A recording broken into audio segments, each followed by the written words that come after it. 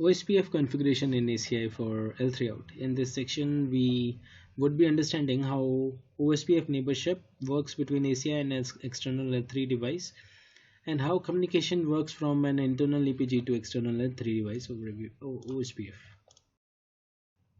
So in this example, we are considering that leaf 101 is the border leaf where the external L3 device would be connecting, say ASR router or any external 7600, 6500, any L3 switch or external router.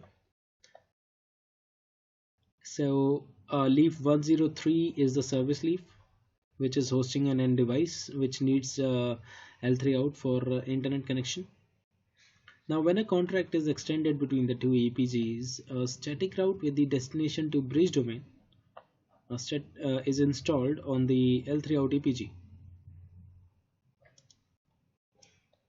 When a contract is defined between the L3out and the EPG, it looks like this, where it is representing that the connection from L3out is being provided by the contract to the end host through the EPG.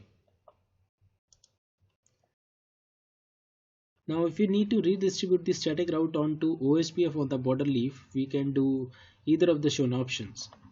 First can be is to configure the subnet and describe the scope to advertise externally with the L3out bound with the subnet. And the other option that we can do is we can add the subnet with a scope of export route control subnet. This option of export route control basically controls which external networks are advertised out of the fabric using route maps and prefix lists. For choosing this option, we are basically telling the by choosing this option, we are basically telling the ACI fabric that we wish to advertise these routes to the external device. Let's say there is an external route to 71.71.71.71 is known by the external device connecting to the ACI fabric.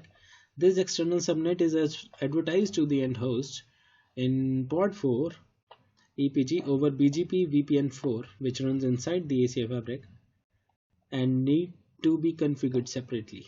This is how an end device uses the L3out to communicate outside the fabric. Need not say the bare minimum requirement for an L3out to work inside the fabric is to configure the spines as route reflectors.